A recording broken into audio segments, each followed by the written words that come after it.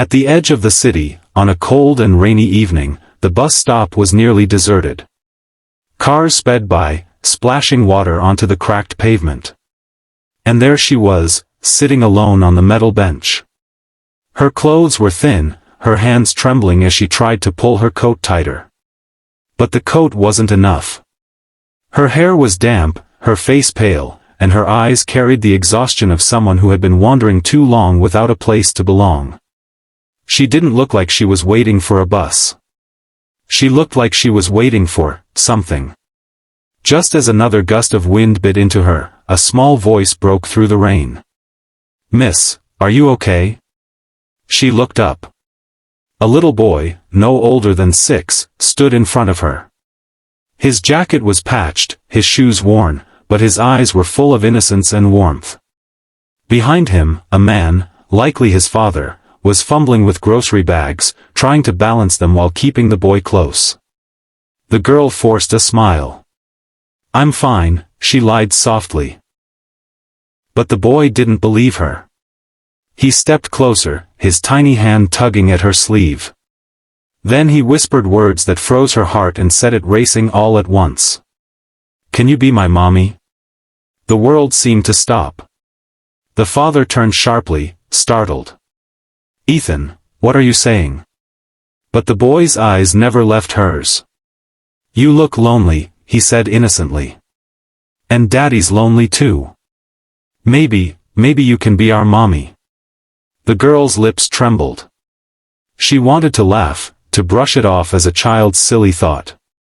But instead, tears spilled down her cheeks, because no one had ever looked at her and seen family. The father knelt quickly, embarrassed, and apologized. "I'm so sorry. He doesn't understand. We lost his mom a year ago. He just misses her." The girl wiped her eyes, but her voice shook as she whispered, "No, don't apologize. He's not wrong. I am lonely." Something shifted in the father's face. His guarded expression softened. For a brief moment, it was as if 3 broken pieces had recognized each other. The rain poured harder, yet the bus stop felt warmer. The boy, still holding her sleeve, slipped his little hand into hers as if it had always belonged there. And instead of pulling away, she held on. The bus came and went. None of them boarded. They just stood together, 3 strangers who suddenly didn't feel like strangers anymore. In that fragile silence, the father finally spoke. "Listen, maybe when you're ready, we could share a meal sometime. Just as friends."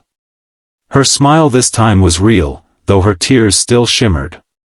"I'd like that." And as they walked away from the bus stop, side by side, the little boy beamed like the rain had never fallen. Sometimes family isn't the one you're born into.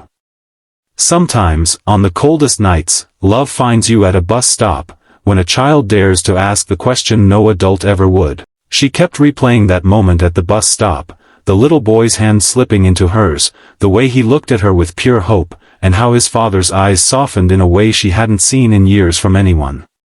She didn't even know why she had been at that bus stop. She had no home to go to, no job waiting for her. She had been drifting from place to place, trying to survive each day with little more than scraps of food and worn-out clothes. She had felt invisible to the world. But that night, for the first time in forever, someone saw her. 2 nights later, she found herself walking near the same corner. She didn't expect to see them again, yet there they were. The father, unpacking groceries into the trunk of his old car, and the boy waving as if he had been waiting for her all along. "You came back," the boy cheered, running up to her. The father smiled awkwardly. "Ethan's been talking about you non-stop." She knelt down, brushing a strand of hair behind her ear. "Well, I'm glad to see you too." Ethan grabbed her hand again. "Daddy made soup. You should come eat with us. Please." She hesitated. She had never been invited anywhere without judgment, without people looking at her like she didn't belong. But Ethan's eyes, full of the same warmth she had felt that rainy night, made it impossible to say no.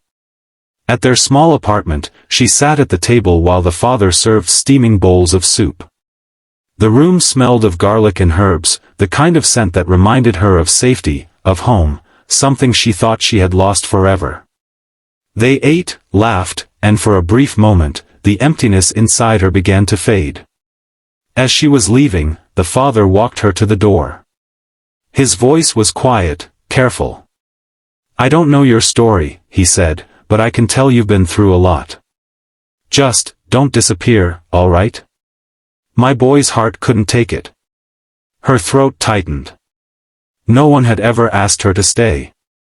And for the first time, she wanted to. Weeks passed, and their bond grew.